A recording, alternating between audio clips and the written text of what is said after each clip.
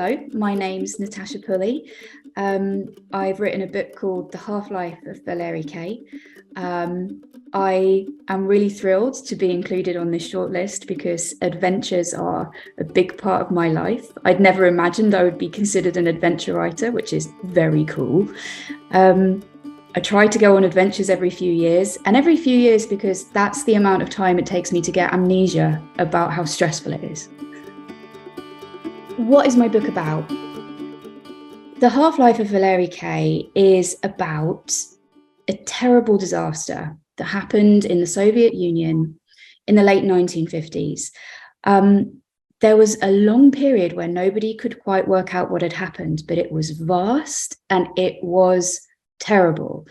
To give you some idea about what happened, we think that a nuclear facility exploded. And people 90 kilometers away came down with radiation sickness. So that is the burns that we know from Chernobyl, the nausea, that kind of thing. And that's a long way away to get radiation sickness. The book is all about a scientist called Valery Kolkhanov, who arrives at a city very close to where this happened, and soon realizes that very strange things are happening there. And he sets out to work out what in the world is going on. And that's the book. What are 3 words that could describe my book? It's very difficult to do this. So I'm going to complain about it before I answer. It's very difficult to do this. You write a book and you go, that's the least number of words I could describe what I wanted to say in. And that happens to be 120,000 words. And then to say how I have to do it in 3 is very, very stressful. But it is, it's mysterious, it's eerie. And I really hope it's funny as well. What does my writing routine look like? My writing routine is actually quite rigid. I usually try and start the day with something that isn't writing. So at the moment, I'm doing research. I'm learning ancient Greek, so I start with a few Greek exercises over coffee. At the moment, I'm reading Plutarch on Sparta, which is really, really interesting. So I read a bit of that, or I'll read an ancient Greek play or something before I get going. Then it's out of my house, off to a coffee shop to be around other humans and write for about an hour and a half. Come out again, come home, try and do something else, like maybe some drawing, something like that. Have lunch, write again, keep going. I would say it's very difficult to do more than about 4 hours in a day. I think if you're at the top of your game, you can write for as long as you can run. So 4 hours would be a marathon. That would be quite a lot. I think most days it's probably more like 2.5 or 3. And I'm not counting all the the staring into space that happens around it. So it is relatively quick. And I really try and stop completely around 6 in the evening, because for a long time I just sort of ambled on into the evening. And stopped at about 11. And then I realized I was really making myself quite ill, and that was a stupid thing to do. So now I'm much stricter. Other than a writer, what would be my dream job? So again, this is very relevant to adventures. There are 2 dream jobs that I would really have loved to do if I had not had the good luck to end up doing this. One is to be an interpreter, because I really love languages. And I think that would be something that I would very happily study for the rest of my life. So that would have been really cool to maybe end up in the UN doing, being one of those superhuman freaks who can do simultaneous translation at big meetings. Those people are amazing. They're gods. The other one is I love sailing, but I get really seasick. And in an alternate universe where I didn't get seasick, I think I would have joined the Merchant Navy. In real life, what's my kind of adventure? My kind of adventure is usually very ill-advisedly booking to go somewhere really obscure by myself with no cell service, where I could probably die and nobody would notice for about 3 or 4 weeks. I would say typical examples of this would be when I lived in Japan. I went on holiday by myself to a mountain where I promptly angered a monkey for reasons I still don't understand. I wasn't doing anything provocative, but it just kind of ran up to me and bit me. And I was the only Westerner in the town because it was so tiny and in the middle of nowhere. And I kind of like limped away from this monkey and went to the tourist office. And I was like, so the monkeys, tetanus? And they went, yep. So I had to go back to Tokyo and have lots and lots of anti-tetanus injections. But the great thing about that was I learned tons of medical Japanese, and then I seemed very swotty at school for a while after that, because I knew things like, you know, fibromyalgia and cardiac arrest and stuff like that, because the doctor was really funny. So I would say that that's definitely my kind of thing. And every now and then I'll just go off and do something ridiculous. So I went off to Peru for a few months, and went up and down Peru, traveling on buses, talking to native Quechua speakers. It's a really interesting language, bothering them about stupid stuff that nobody wants to be bothered about. Went up Machu Picchu by myself, came back, was very grateful to be back in England and not dying of altitude sickness. That was great. And hopefully, visa providing, I should actually get my visa back tomorrow. Hopefully I'll be going to Shanghai this summer to learn Mandarin. What's the best thing about being a writer?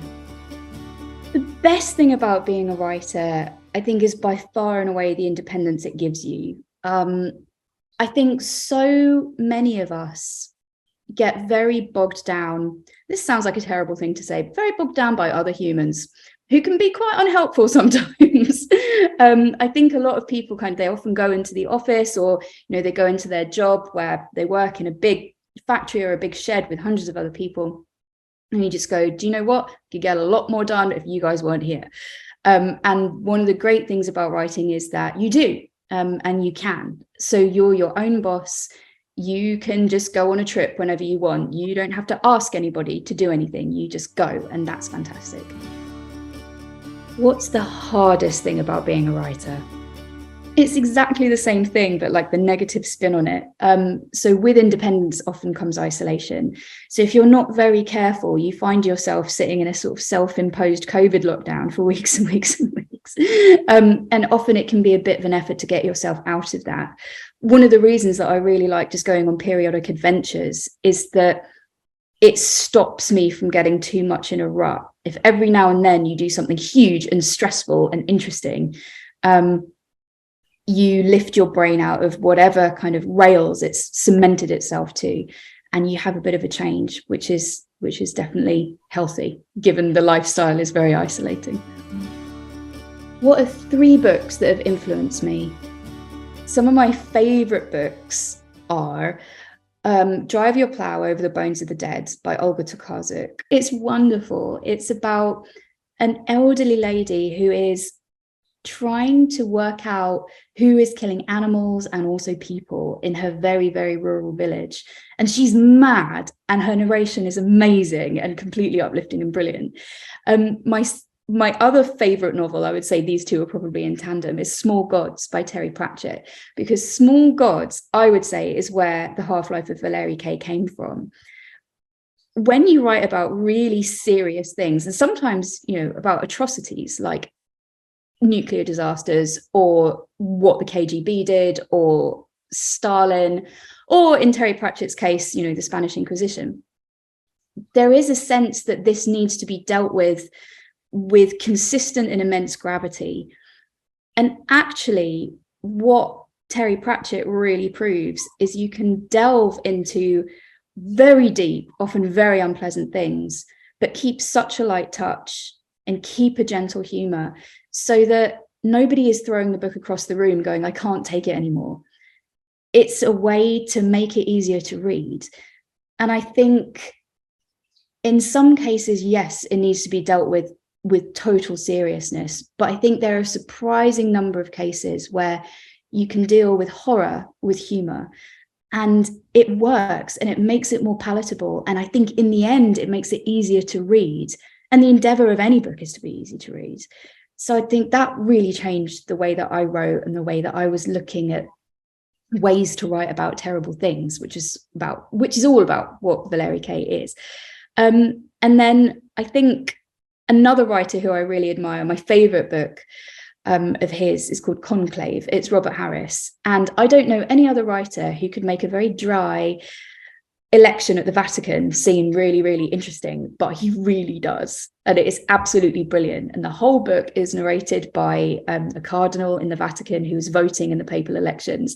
And it sounds dry as dust, and it's not, it's magnificent. And I would like to be Robert Harris when I'm older. What's the best advice someone has ever given me about writing? That's such a good question. And it's a difficult one to answer because I think I've had a lot of really good advice about writing. But I think by far and away, the most helpful piece of advice I've ever had is probably also the scariest, which is when you've got a first draft of something, whether it is an entire novel or just a chapter, and you've sat with it for kind of too long, it's been over edited and it's kind of got loads of clunky bits on it and you really don't know what you're doing with it anymore. Stop editing and start again. Start on a new page, word one, line one, just go for it. And what that does is, as you rewrite, you forget the unnecessary bits that have been introduced over all the editing and the previous drafts. And what you tend to end up with is a very clean version of what you had before, because you'll remember the important stuff, like the really cool characterization and the plot stuff that you're really proud of. You'll forget the irrelevant stuff. And if you then compare the two, you'll go, oh, it's just like I did a really good editing job on that first one, but it's really difficult to edit that incisively. So that was the best advice I ever had. And actually that was a tutor who told me to do it for an entire novel. And his words were something like, oh, you know, you write quite fast, you'll be done in a month. And I was like, yeah, I will actually. And it worked.